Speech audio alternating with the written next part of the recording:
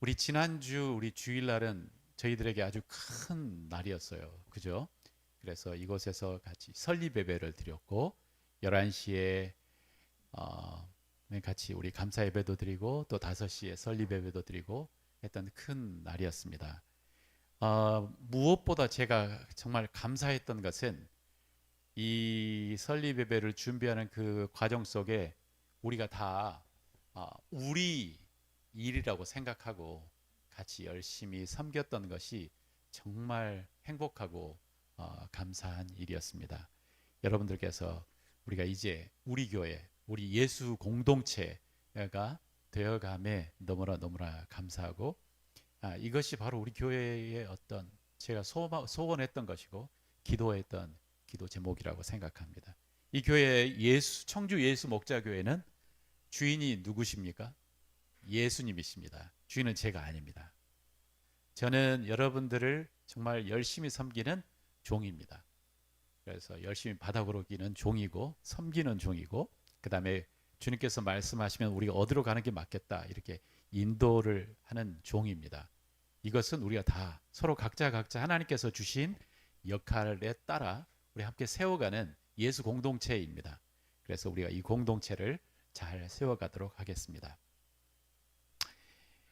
오늘 우리 이제 이 설립 예배를 드리면서 이제 브로셔도 만들고 이렇게 하면서 계속 반복되는 이렇게 표현이 있었습니다. 여기도 써졌는데 walking with Jesus. 하나님과 함께 동행함을 배우는 공동체.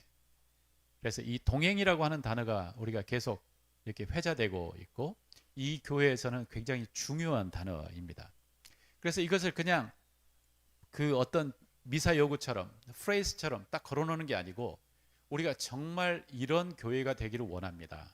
이렇게 되기를 원합니다라고 하는 우리의 가치가 이 안에 들어가 있습니다. 하나님과 동행하는 교회. 그런데 하나님과 동행한다고 하는 것은 구체적으로 어떻게 하는 것일까? 동행이 어떤 의미일까? 손을 들었어요. 네. 함께 걷는 것. 오케이. 함께 걷는 것이다. 그러니까 굉장히 로맨틱한 하잖아요. 그죠? 그리고 어떤 의미 있는데 우리가 같이 한번 생각을 해봤으면 좋겠어요. 이 하나님과 동행한다고 하는 것이 무엇인지. 그래서 저의 목표는 이 하나님과 동행이라고 하는 이 아름다운 이 표현이 우리의 삶 속에 좀 더 구체적으로 어떻게 활용될 수 있는지 오늘 그 이야기를 같이 해보려고 하는 것이고 오늘 하나님과의 동행 1이라고 써진 것은 동행에 대해서 한 두세 번 좀 더 깊이 여러분들과 함께 생각해 보고 싶은 거예요. 동행은 이 하나님을 믿고 성장하는 것의 최고의 하이라이트입니다. 그래서 어떤 우리 남녀의 관계도 그렇지 않습니까? 내가 어떤 한 사람이 있는데 마음에 드는 사람이 생겼어요. 근데 아직 두 사람은 동행하는 게 아니죠. 그죠? 동행이란 두 사람이 좀 더 알아가고 친해가고 그리고 어느 땐가 뭐 하냐면 언약을 맺습니다. 우리 같이 부부가 되자. 그리고 부부가 되었어도 동행하는 것인가? 같이 살기는 하죠. 그런데 어떤 부부는 한 사람이 끌고 가고 한 사람은 뒤에 그냥 자신이 없어져 버리기도 하고 어떤 사람은 두 사람이 치열하게 싸우다가 한 사람은 이쪽으로 가고 저 한 사람은 이쪽으로 가고 한 집에 살기는 하지만 그러다가 헤어지기도 하고 근데 이 동행은 정말 하이라이트예요. 두 인격이 함께 만나 정말 함께 걸어가는 것은 굉장히 하이라이트고 성숙한 거예요. 그래서 이 동행에 대해서 우리 같이 한번 생각을 해보겠습니다. 이 동행이라고 하면 제 성경책이 잠깐 네, 제 성경책이 어디론가 사라져 버렸습니다. 제 가방 안에 들어있을 것 같아요. 재명 형제, 제 가방 안에 제 성경책을 빼주시겠습니까? 죄송합니다. 오늘 뭔가 약간 좀 비어있는 느낌이 여기저기서 듭니다. 네. 오케이. 우리 오늘 동행이라고 하는 이 단어의 오늘 주제의 말씀은 창세기 5장 여러분들이 잘 알고 계시는 성경을 사랑하시고 하나님을 사랑하시는 여러분들이 잘 알고 계시는 말씀이고, 창세기 5장 21절부터 24절까지 나오는 아주 특별한 인물에 대한 이야기 하면 딱 떠오르는 단어가 동행입니다. 그가 누굽니까? 아브라함 아닙니다. 에녹입니다. 에녹. 네, 에녹입니다. 우리 같이 한번 읽어보겠습니다. 21절부터 24절까지 같이 읽겠습니다. 시작. 에녹은 65세에 무드셀라를 낳고 무드셀라를 낳은 후 300년을 하나님과 동행하며 자녀들을 낳았으며 그는 365세를 살았더라. 에녹이 하나님과 동행하였더니 하나님이 그를 데려가심으로 세상에 있지 아니하였더라. 굉장히 미스테리한 인물인 거죠. 미스테리한 인물인 거죠. 그가 몇 년을 살았습니까? 365년을 살았습니다. 1년이 며칠입니까? 365일이죠. 근데 이 사람은 365년을 살았고, 그리고 이 사람의 삶을 한 단어로 딱 정리했습니다. 어떤 삶을 했습니까? 동행했습니다. 그리고 그 결과는 무엇입니까? 하나님과 동행함으로 하나님께서 그를 데려가 버리셨어요. 그러니까 성경을 읽어보면 두 사람이 죽음을 보지 않고 하나님께 바로 직진으로 간 사람들이 있죠. 에녹 그리고 엘리야, 두 사람이 있습니다. 자, 그래서 이 미스테리한 사람의 이 동행이라고 하는 이 단어를 한번 생각해 보도록 하겠습니다. 결론적으로 이야기하면 이 동행이라고 하는 것은 축복입니다. 가장 의미 있고 흥미진진한 삶입니다. 더구나 하나님과 동행한다고 하는 것은 축복이고 가장 의미 있고 흥미진진한 삶입니다. 그래서 여러분들과 함께 오늘 동행의 의미, 동행의 조건, 그리고 동행의 방법에 대해서 함께 생각을 해보도록 하겠습니다. 먼저 동행의 의미, 동행이라고 하는 것은 어떤 의미일까? 우리 한나가 이야기했던 것처럼 동행이라고 하는 것은 walking with, 그러니까 걷는데 옆에 전치사가 붙어서 누군가와 함께 걷다라고 하는 거예요. 그리고 이 헬라어가 아니고 히브리어의 이 걷다라고 하는 단어를 그냥 단순히 걷다, 이 헬라어에는 뭐 어떻게 써졌냐면 걷다, 에녹이 그 다음에 with라고 하는 전치사가 나왔고 누구와, 하나님과 이렇게 써져 있습니다.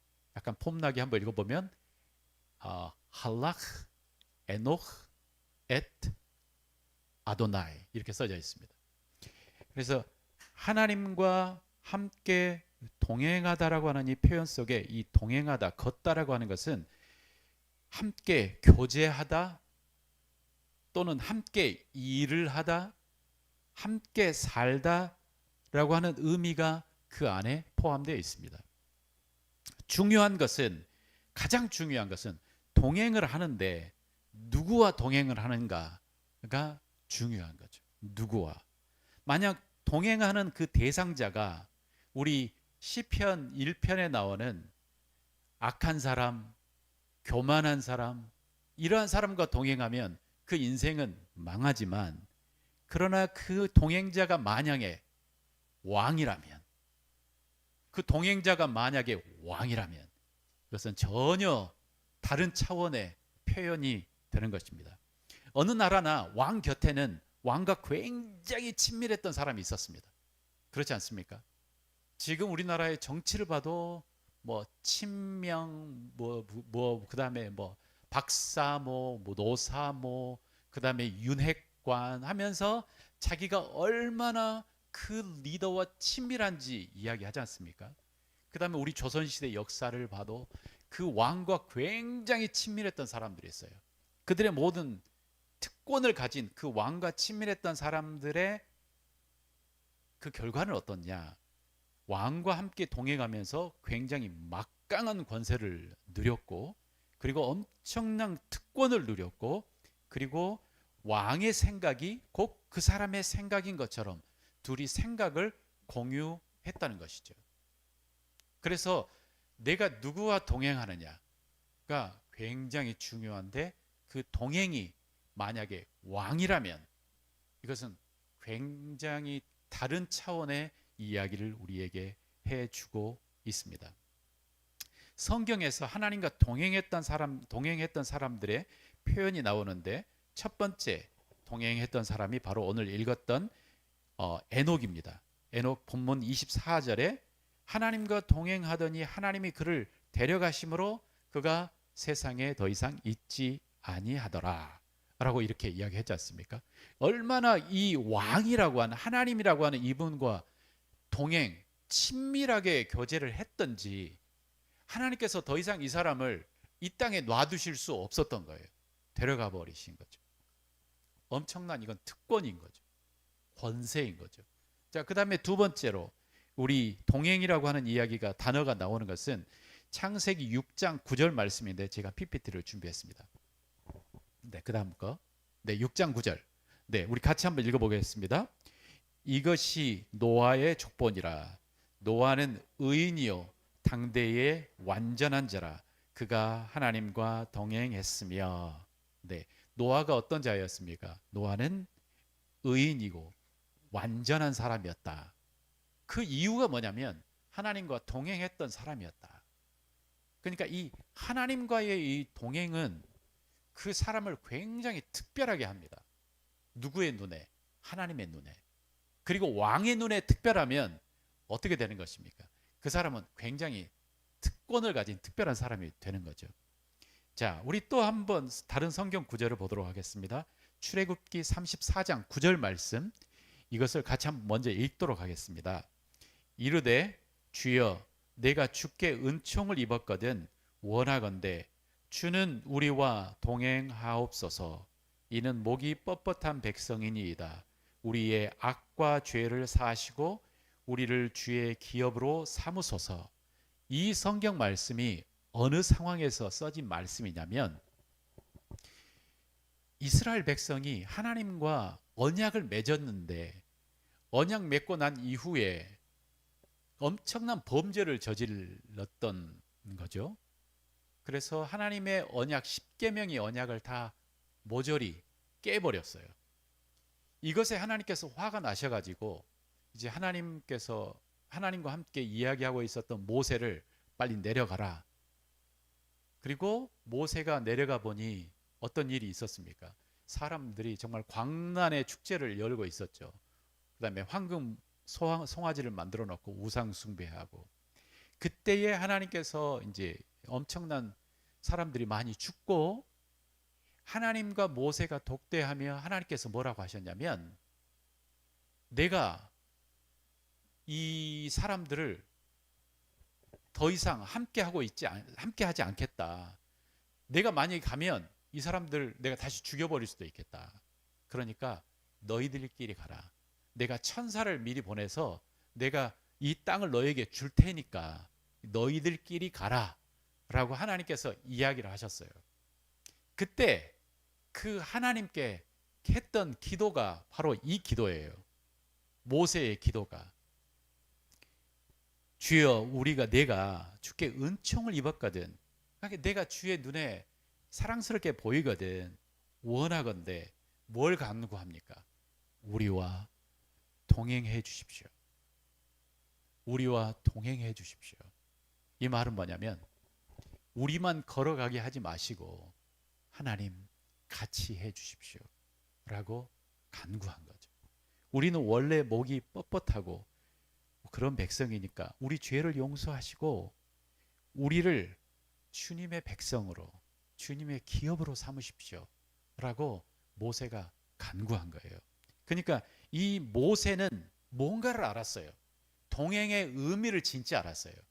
동행의 의미가 뭡니까? 동행의 의미는 보호예요. 하나님께서 지키시고 보호하시고 하나님께서 공급하시는, 이게 동행의 의미 그 안에 담겨 있어요. 또 동행의 의미는 무엇입니까? 아이덴티티예요. 나의 정체성이에요. 하나님이 나와 동행한다. 그럼 나는 누군가요? 하나님의 사람인 거죠. 하나님의 특별한 은총을 받은 하나님의 사람인 거죠. 하나님의 백성인 거죠. 그러니까 모세가 정말 간구하기를 하나님 우리만 보내지 마시고 우리와 동행해 주십시오.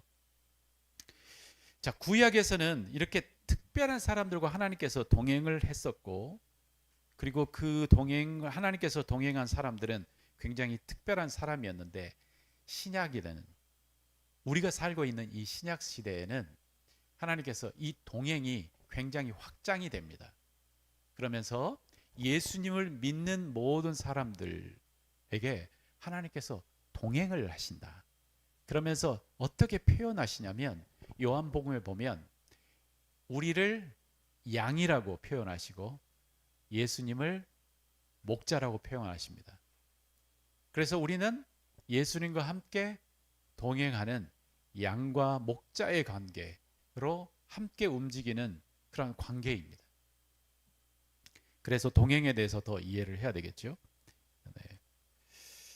자, 이제 동행의 의미라고 하는 동행의 의미에 대해서 우리는 배웠습니다. 그러면 동행의 조건, 우리 다음 성경 구절 한번 보도록 하겠습니다. 이 아모스 말씀인데요, 같이 한번 읽어보겠습니다.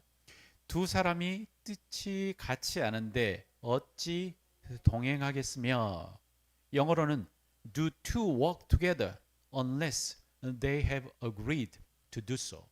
그러니까 두 사람이 함께 뭔가를 동의하지 않으면 어떻게 같이 걷겠느냐라고 아모스 선지자를 통해서 하나님께서 이야기를 하십니다. 그러면 이제 동행하려면 동행의 조건이 있어야 돼요. 동행의 조건은 뭔가요? 두 사람이 뭘 해야 돼요? 뜻을 같이 해야 돼요. 뜻을 같이 해야 돼요. 그러니까 우리가 함께 남자와 한 여자가 서로 결혼해서 한 가정을 이루는 것도 그 시작이 뭡니까? 뜻을 같이 한다고 하는 언약이잖아요. 그죠? 우리 운명 공동체가 되겠다. 그리고 이제 서로 더 친밀해지며 우리 같이 걸어가자 라고 하는 거잖아요. 이게 운명 공동체에 함께 동행하는 거예요. 그리고 이 교회도 어쩌면 우리도 함께 동행하는 거예요. 동행. 이 교회라고 하는 이 공동체 안에, 특별히 우리 공동체 안에 우리가 같이 걸어가는 거예요. 그래서 동행에는 조건이 있는데, 첫 번째 조건이 뭐냐면 믿어야 돼요. 서로를 신뢰하는 믿음이 필요해요. 그래서 이 서로를 향한, 서로를 믿는 믿음이 필요한데, 특별히 이 하나님과 동행하는 우리 인간의 입장으로서 우리가 믿어야 될 게 있어요. 그 믿음이 무엇입니까? 먼저 하나님이 계시다고 하는 것을 믿어야 돼요.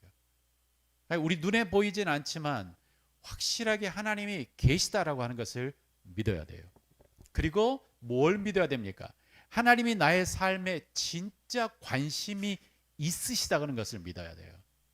그 하나님이 뭔가 저 멀리에서 나를 지켜만 보시고 나에게 전혀 관심이 없는 그러한 분이 아니고 나의 삶에 진짜 관심이 있다고 하는 것을 믿어야 돼요. 뭘 믿어야 됩니까? 그 하나님께서 나를 축복하시기를 원하신다는 것을 믿어야 돼요. 그 하나님이 내가 정말 잘 되기를 원하신다는 것을 믿어야 돼요. 그리고 하나님이 나를 향한 뜻이 있다고 하는 것을 믿어야 돼요. 하나님이 나를 향한 뜻이 있다. 그러니까 이 같은 집에 우리가 이 살고 있어도, 한 회사에 있어도 내가 이 사람과 함께 동행한다고 할 때는 이 사람에게도 이 회사에서 내가 해야 될 나의 역할이 있다. 이 가정에서도 내가 해야 될 나의 역할이 있다. 이 공동체에서도 내가 해야 될 나의 역할이 있다라고 해야 우리가 함께 걸어가는 거 아니겠습니까?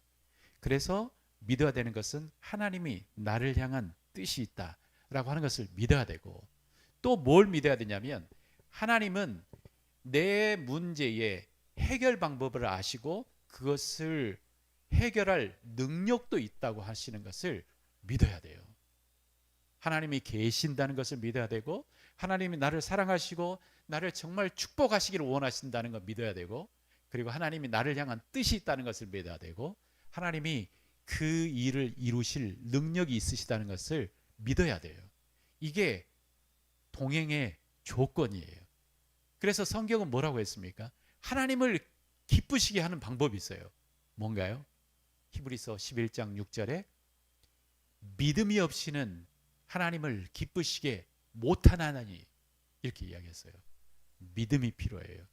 동행에는 뭐가 필요하냐면 믿음이 필요해요. 믿음. 그래서 서로의 역할을 하는 거예요.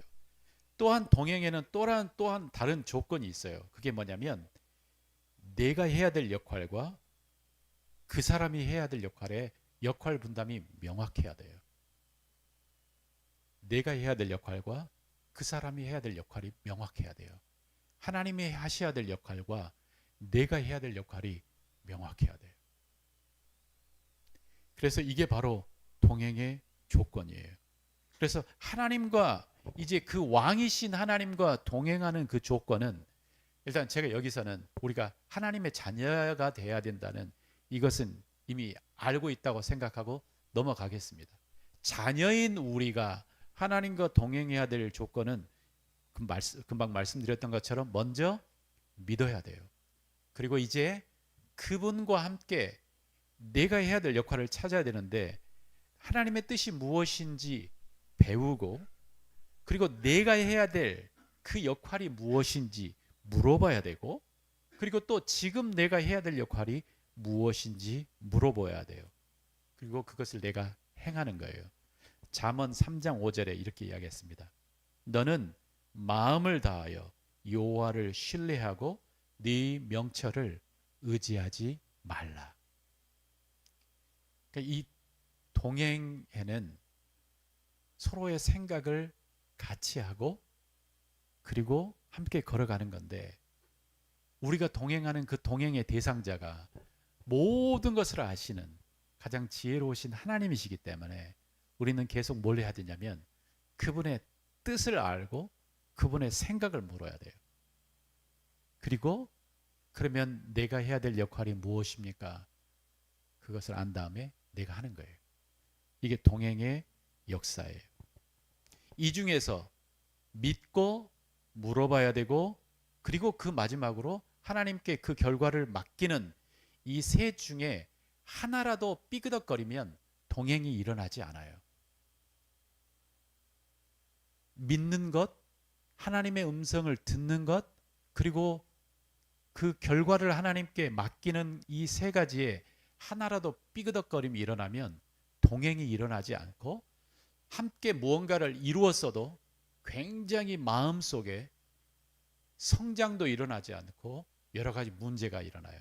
한번 예를 들어서 한번 생각을 해봅시다. 우리 먼저 스토리를 가져오겠습니다. 하나님과 함께 동행했던 사람들의 한 사람인 노아에 대해서 한번 이야기를 해보겠습니다. 노아가 어떤 일을 했습니까? 방주를 만들었습니다. 그죠? 우리 그 창세기를 과학적으로 풀어가는 우리 과학자들의 말에 의하면 노아가 있었을 때는 비가 내리지 않았다. 노아가 있었을 때는 그냥 땅을 어떻게 적셨냐면 그냥 이슬이 적셨다. 그러니까 비를 이 노아는 그 사람들의 말에 의하면 비를 본 적이 없어요.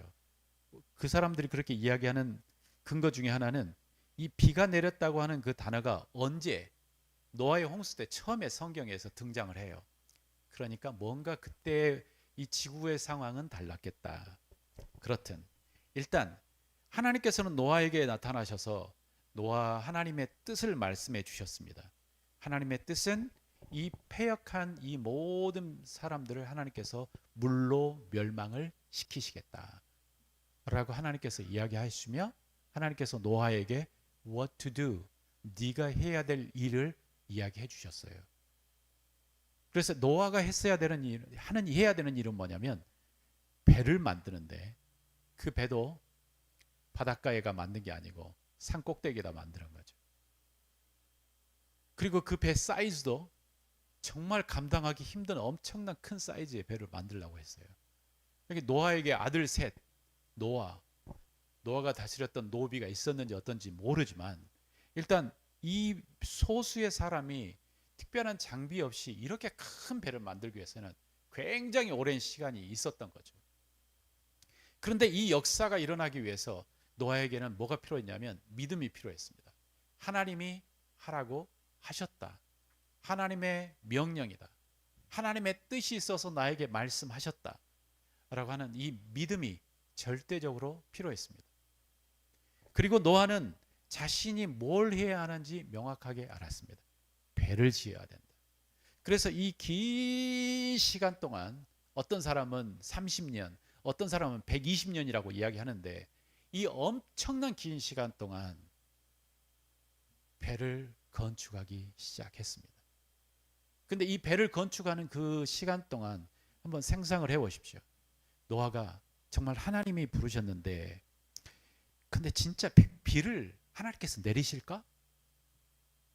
라고 의심하기 시작했다면 정말 이 세상이 멸망이 될까? 사랑의 하나님이시라고 하는데 그분이 비를 내리실까? 라고 자신의 신학을 불러와서 생각하고 했다면 어땠을까요? 그 마음속에 수많은 갈등이 일어났을 거예요. 비를 안 내리시면 어떠지? 사람들한테 큰 소리 쳐놓고 이야기했는데 그래서 사람들이 나를 짓고 묻고 있는데 비를 안 내리시면 어떠지? 염려, 그 다음에 걱정, 근심 이런 감정들이 그를 붙잡고 결국 그를 마비시키고 이 일을 못하게 했었을 거예요. 좌절시켰을 거예요. 그러니까 우리가 함께 주님과 동행해 갈 때 믿음 그리고 그 결과물인 그래서 그러면 노아가 해야 될 일이 있고 하나님께서 하셔야 할 일은 뭡니까? 비를 내리시는 거예요. 이건 누가 해야 될 일인가요? 하나님이 하셔야 될 일이에요. 이건 하나님께서 하실 일이에요. 그러니까 이 하나님께서 하실 일에 대한 의심을 갖기 시작하는 순간 우리의 마음속에는 무슨 일이 일어나는 건가요? 염려와 근심과 걱정 속에서 우리는 회오리를 경험하는 거예요. 그런데 노아는 확실하게 하나님께서 나를 부르셨다고 믿었고 이게 하나님의 명령이라고 믿었고 하나님은 자신의 일을 하실 거라고 믿었고 그러면 내가 해야 될 일을 철저하게 성실하게 하자라고 하고 그 배를 건축을 했어요. 그리고 이 노아의 형수는 그 전에 있는 사람들은 아무도 경험하지 못했던 그 엄청난 일이 일어난 거예요. 엄청난 기적이 일어난 거예요. 또 우리 여호수아의 일을 한번 생각을 해보겠습니다. 여호수아에게 하나님께서 이제 여호수아는 이스라엘 백성들을 데리고 가나안 땅에 들어가 전쟁을 해야 되는 사람이에요. 그리고 그 가나안 땅에 들어가는 첫 관문에 여호수아가 직면한 여호수아가 싸워야 할 그 성이 어디였냐면 여리고 성이었습니다. 그렇지 않습니까? 근데 전쟁 역사 속에 여리고 싸움만큼 정말 황당한 싸움이 없어요. 그 후로는 하나님께서 가서 싸워라 하기도 하고 하지만 여리고 싸움은 참 애매한 싸움이죠. 그죠? 황당한 싸움이죠. 그죠? 이스라엘 백성들이 했어야 되는 일이 뭡니까? 하나님께서 이 땅을 어떻게 내가 승리를 이끌겠다라고 하시면서 너희들이 해야 될 일이 뭐냐면 돌라고 하신 거죠. 여리고 성을 하루에 한 번씩 7일을 돌고 마지막 7일 때는 7번을 돌고 7번이 끝나는 그때에 뭘 해야 됩니까? 이야호 하든지 성은 무너져라 하든지 하는 그 소리를 괴성을 질렀어야 되는 거죠. 이게 하나님께서 시키신 일이에요. 그런데 한번 여러분들이 생각을 해보세요. 내가 이스라엘 백성이라면 그 여리고 성의 엄청난 그 성벽 위에 그리고 그 사람들의 군사력이 굉장히 막강했는데 그 사람들의 주변을 돌고 있는 이스라엘 백성들의 마음에 얼마나 염려와 의심과 걱정과 두려움과 혼란들의 마음들이 많이 있었겠습니까? 그런데 그 혼란의 마음들을 리더였던 여호수아가 아무 말도 하면 안 돼. 그러면서 침묵하고 그것을 돌게 한 거죠. 만약에 여호수아의 마음속에 내 전쟁 역사 속에는, 이 전쟁 매뉴얼에는 이런 걸 없는데 내가 잘 들었을까? 하나님이 진짜 무슨 일을 하실까? 우리가 성벽아 무너져라 라고 이야기했을 때 안 무너지고, 저 백성, 저 군인들이 벌써 우리가 6일째 같은 곳을 돌고 있는 것을 파악했기 때문에 누군가 스파이나 아니면 군대를 뒤쪽에 매복해 놓고 뭐 하지 않을까? 얼마나 근심과 걱정과 염려가 많이 있었겠습니까?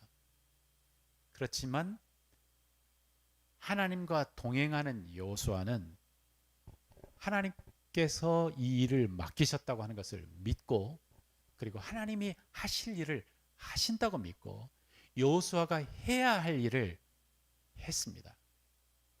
걸었습니다. 침묵하며 돌아왔습니다. 그리고 마지막 날은 큰 소리로 외쳤습니다. 성벽아 무너져라. 성벽아 무너져라. 불가능한 성벽아 무너져라 라고 외쳤습니다. 그리고 그 결과는 성벽이 무너졌습니다. 고고학자들이 이야기하기를 성벽이 안쪽으로 무너지지 않고 성벽이 바깥쪽으로 무너졌습니다. 이것은 엄청난 기적입니다. 무언가 큰 힘이 이 성벽을 바깥쪽으로 무너뜨린 것입니다. 이처럼 동행에는 해야 될 역할이 있습니다. 하나님이 하셔야 될 역할과 내가 해야 될 역할. 먼저 동행을 생각하면 이 동행은 하나님의 큰 축복이에요. 특권이에요. 은혜예요. 왕이신 분과 우리가 동행을 하잖아요. 그런데 제가 처음에 이제 대학교를 졸업하고 선교 훈련을 갔다 와서 내가 어떻게 살아야 되나 그 갈등을 하고 있었을 때가 있었어요. 이제 러시아라고 하는 것을 선교 훈련을 다녀온 후에 지금 어떻게 해야 되나, 내 삶이, 나는 내 전공이 있는데 그 전공도 나쁘지 않았어요. 그러면서 제 입에 달고 살았던 찬양이 한 곡이 있어요. 그 찬양은 뭐냐면, 선하신 목자 날 사랑하는 분 주 인도하는 곳 따라가리 라고 하면서 이 찬양을 계속 입에다 이렇게 했어요. 그러면서 그때 제가 뭔가 알았던 게 있어요. 그리고 그때 뭔가 내가 아직 몰랐던 게 있었어요. 뭔가 알았던 건 뭐냐면, 하나님이 나의 주인이시다. 그리고 내가 그분을 믿으면 내가 그분을 따라가는 게 맞다. 이게 동행이다 라고 하는 걸 믿었고, 근데 제가 완전히 이해를 못했고 오해를 했던 게 있었어요. 그때 내가 생각했던 것은 따라가는 것을 양과 목자, 그러니까 양은 약간 좀 멍청한 동물이잖아요. 멍청하니 이렇게 있다가 앞에 가면 그분을 쫄랑쫄랑 따라가면 된다고만 생각을 했어요. 굉장히 수동적인 크리스찬의 삶을 생각을 한 거예요. 목자가 인도하면 나는 그냥 따라가면 된다. 우리 예수 목자 교회도 약간 혹시 여러분들이 생각하기를 우리는 그냥 주님께서 앞에 목사님께서 인도하시면 나는 쫄랑쫄랑 따라가면 된다. 이것은 뭔가 알면서도 뭔가를 몰라요. 그런데 그 후에 제가 우리 그 훈련도 받고 하면서 또 이게 선배들의 책을 읽으면서 아주 놀라운 어떤 그 포인트를 들었는데, 먼저 그 다음에 윌리엄 캐리라고 하는 사람이 이렇게 이야기했습니다. PPT를 보여주시면, 재명씨 같이 한번 읽어보겠습니다. 시작. 하나님으로부터 위대한 일을 기대하십시오. 하나님을 위하여 위대한 일을 시도하십시오. Expect great things from God and attempt great things for God. 이렇게 써놓은 거예요. 여기에는 절절절 따라가는 양의 모습이 보인가요? 아니면 뭔가 나의 마음을 다해서 마치 내일인 것처럼 위대한 일을 시작하려고 하는 어떤 사람의 목소리가 들린가요? 이 윌리엄 캐리의 목소리였어요. 참 특별했어요.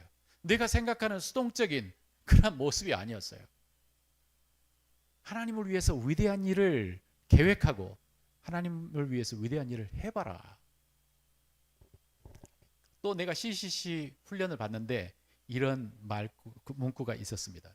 그 다음 같이 읽어보겠습니다. 읽겠습니다. 성공적인 전도는 성령님의 능력 안에서 예수님만을 전하고 그 결과는 하나님께 맡긴다. 저는 이 말을 들으면서 이제 뭔가 그림이 짝이 맞아지기 시작했어요. 하나님과 동행한다는 것은 하나님께서 인도하시고 내가 같이 걷지만 그러나 내가 수동적으로 따라가는 것만은 아니구나. 성공적인 전도라고 하는 것은 성령님의 능력 안에서 누구를 전하고 예수님을 전하고 그리고 그 결과는 하나님께 맡기는 거예요. 그러니까 동행이라고 하는 것은 결과를 확실하게 하나님께 맡기는 것이 동행이에요. 하나님 안에서. 하나님 안에서. 또 우리가 너무 사랑하고 잘 알고 있는 분의 또 소리가 하나 들립니다. 그 다음 PPT를 보여주시면 주소택 목사님. 같이 읽겠습니다. 시작. 나는 아무것도 해보지 않고 실패했다기보다는 위대한 일을 해보고 그 결과는 하나님께 맡긴다 라고 말씀하셨어요. 그러니까 이 믿음의 리더들이 그리고 선교단체 이 사람들이 하나님과 동행이라고 하는 이 동행을 생각하며 정리한 것이 뭐냐면 그 다음에 PPT를 보여주시면 이거예요. 하나님께 뜻을 구하고 내가 할 최선을 다하고 그리고 그 결과를 하나님께 맡기는 거예요. 그 결과를 하나님께 맡기는 거예요. 이게 동행이에요. 이게 동행이에요. 그러니까 양이 목자를 쫄쫄쫄 따라가는 수동적인 게 아니에요. 하나님과 함께 긴밀하게 대화하며 하나님이 하실 일을 하시는 것을 믿고 그러니까 이것을 그냥 하나님께 맡겨둬야 돼요. 내가 해야 할 일을 최선을 다해서 하는 거예요. 그래서 믿음의 사람들이 선배들이 이렇게 이야기했어요. 모든 것이 다 나에게 달린 것처럼 열심히 일해라. 그리고 모든 것이 하나님께 달린 것처럼 기도해라. 이 맥락들이 같이 따라가 있어요. 이것이 동행이라고 하는 그 의미예요. 그래서 우리가 해야 될 것은 뭐냐면 우리가 어떤 소원과 우리가 목표가 생기면은 하나님께 물어야 돼요. 하나님, 이게 하나님의 뜻입니까? 그리고 하나님의 뜻이라면 내가 해야 될 일이 무엇인가요? 라고 하면서 그 일을 최선을 다하는 거예요. 그렇지만 무엇을 맡겨야 됩니까? 그 결과는 하나님께 맡겨야 돼요. 우리가 수능을 생각하면 이 대학이 내가 이것이 들어가고 싶은 곳이야. 나의 최선을 다하는 거예요. 그러나 그 결과는 철저하게 하나님께 맡겨야 돼요. 내가 누군가를 만났어요. 그리고 그 사람과 마음이 서로가 교류해야 됐어요. 서로 사랑하는 마음이 생겼어요. 그런데 내가 해야 될 일을 하지 않으면 아무것도 일어나지 않습니다. 내가 해야 될 일이 뭔가요? 내 마음을 오픈하고 이야기하는 거예요. 당신을 사랑합니다. 당신과 함께 길을 걸어가고 싶습니다. 이 내가 해야 될 일을 하지 않으면 아무 일도 일어나지 않는다고 우리는 들었죠. 하나님과 동행하는 것은 하나님께 묻고 그리고 내가 해야 될 일을 최선으로 다하고 그리고 그 결과는 하나님께 맡기는 거예요. 우리 이 교회를 개척하면서도 동일한 원칙이 계속 반복되고 있습니다. 우리 처음에 교회를 개척할 때 지금 우리 그 설립 예배 때 오셨던 그 목사님 미쳤다고 저한테 우리에게 이야기했잖아요. 이 모든 교회가 다 죽어갈 때 어떻게 교회를 개척하셨나요? 그런데 하나님께서 분명히 강력하게 말씀을 하셨어요. 교회를 개척하라고. 그래서 우리는 열심히 내가 해야 될 일, 우리가 해야 될 일을 하고 있어요. 그런데 우리는 철저하게 뭘 하나님께 맡기냐면 성장이라고 하는 것은 하나님께 맡겨요. 성장은 우리에게 달린 게 아니에요. 우리 아이가 우리 에스더가 우리가 정말 너 자랐으면 좋겠다, 성장했으면 좋겠다 이렇게 하지 않잖아요. 우리 아이가 건강하기를 바라면 이 성장은 저절로 일어나는 거잖아요. 그죠? 그래서 우리 이 공동체 안에 하나님이 저절로 우리를 성장시키는 건 아니에요. 우리 일을 열심히 하면 이 교회를 건강하게 하면 하나님께서는 성장을 시켜줘요. 그래서 하나님의 하실 일을 그냥 맡기시는 거예요. 여러분들 어느 누군가 이곳에 와서 너 꼭 이곳에 있어야 돼 라고 요구하기 시작하면 문제가 나요. 그런데 우리가 해야 될 일은 열심히 전하는 거예요. 이러한 곳에 교회가 있습니다. 함께 왔으면 좋겠습니다. 그러나 그 결과는 어떻게 됩니까? 철저하게 그 사람과 그 사람의 스피드와 그 사람의 결정에 맡겨야 돼요. 하나님께 맡겨야 돼요. 그래야만 내가 염려와 근심과 걱정이라고 하는 이 무거운 짐에 내가 눌리지 않게 돼요. 우리 설립 예배를 했습니다. 설립 예배를 드렸는데 여러분들 기억하실지 모르겠지만 3달, 2달 되어 가면서 우리가 계속 이야기해서 목표를 이야기했습니다. 그 기억나세요? 설립예배의 목표. 몇 명, 그리고 얼마의 후원금이 모아질 것에 대해서 기억나세요? 20, 200, 2000. 기억나신가요? 네. 네. 20명이 11시 예배에 참석을 하고 200명이 5시 예배에 참석을 하고 헌금이 2천만 원이 모아지기를 우리가 기도를 했어요. 네. 어떤 결과가 났을까요? 11시 예배에 아이들까지 합쳐서 26명이 왔어요. 그리고 5시 예배에 제가 완전하게 정확하게 카운팅하진 않았지만 한 150명 정도가 왔어요. 얼마의 헌금이 모아졌을까요? 우리 설립 예배를 위해서 1938만 5천 원이 모여졌어요. 박수. 우리는 우리의 일을 했고, 그리고 이 목표가 하나님의 목표인지 모르지만 하나님 이렇게 되기를 원합니다라고 하고 우리의 일을 했고, 그 결과는 하나님께서 하셨어요. 이번에 제가 리트릿 가서 혼자 기도하면서 하나님 우리 교회를 성장시켜야 되는데 이런 마음들이 막 왔어요. 그리고 그때 리트릿 때에 이 목사님들 무슨 행사가 있었어요. 그러니까 사랑의 교회 수양관에 목사님들 차가 엄청 꽉 채웠고 주차할 데도 없었고 목사님들이 북적북적했어요. 무슨 세미나를 했어요.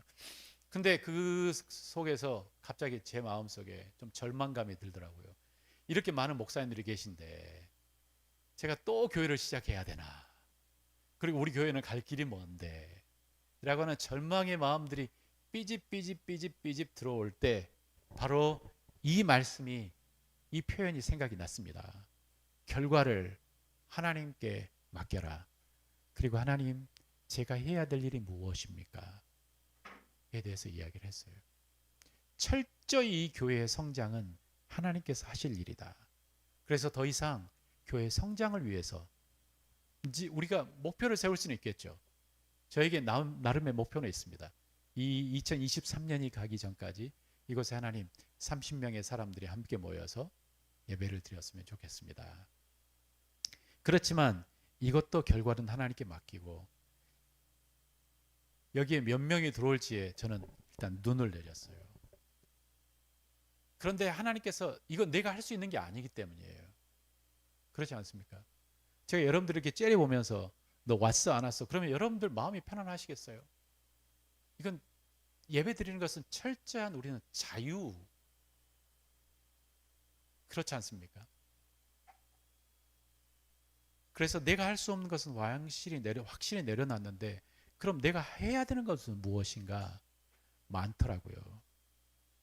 그래서 이 앞으로 남은 이 약간 2달의 이 시간 동안 우리가 해야 되는, 제가 이곳에서 해야 되는 것은 뭐냐면 새로운 사람이 잘 교회에 정착할 수 있도록 교회 정착 시스템을 만드는 것이고, 그리고 이미 있는 우리가 양육을 받을 수 있도록, 그래서 기본적인 양육의 시스템, 그 교재를 우리가 같이 공유할 수 있도록 양육의 과정을 만들어 가는 것이고, 그리고 저는 개인적으로 이제 유튜브로 새벽 기도를 시작하는 거예요. 새벽 강해를 시작하는 거예요. 이게 내가 할 수 있는 일이에요. 이것은 내가 열심을 내서 할 수 있는 거예요. 우리가 같이 노력하면 할 수 있는 일이에요. 그렇지만 그 결과는 어떻게 하는 건가요? 하나님께 맡기는 거예요. 내 마음이 너무 가벼웠어요. 왜냐하면 내가 할 수 있는 것을 내가 하니까, 그리고 내가 할 수 없는 것은 맡기니까. 이게 동행이에요. 하나님과의 동행 첫 번째, 그것은 뭐냐면 같이 읽어보겠습니다. 하나님의 뜻을 구하고 내가 할 최선을 다하며 그 결과는 하나님께 맡기는 거예요. 이게 우리가 이 교회를 통해서 함께 걸어가는 거예요. 그러면서 하나님께서 제 마음에 이러한 마음을 주셨어요. 이 교회가 건강하기만 하면 먼저 이 하나님께서 주신 마음, 하나님은 이 예수 목자교회가 진짜 성장하기를 원하세요. 잘 되기를 원하세요. 하나님께서는 이 교회가 성장하고 잘 되기를 원하시는데 이건 하나님의 마음이에요. 그래서 내가 해야 될 것은 이 교회를 건강하기만 하면 하나님은 기쁨으로 하나님의 백성을 맡기고 싶으실 거예요. 나의 자녀를 너에게 맡긴다. 잘 관리해라. 잘 양육시켜라. 그래서 제가 그곳에 가서 읽었던 책 중에 이러한 표현이 있더라고요.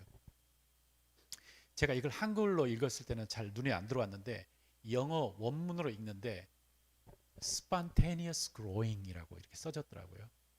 그러니까 이 말은 뭐냐면 내가 성장을 생각하지도 않고 내가 할 일을 열심히 했는데 어느 날 갑자기 빵 일어나는 거예요. 내가 일을 하고 있는데 갑자기 사람들이 모이고 그 다음에 우리가 성장이 일어나는 거예요. 아, 이게 하나님의 방법이구나 라고 하는 생각이 들었어요. 그래서 뭘 해야 되나요? 내가 해야 될 일 잘하자. 같이 한번 따라서 해보겠습니다. 내 할 일 잘하자. 나나 잘하자. 우리 세미나 때 했던 것처럼 나나 잘하자. 내가 할 일 잘하자.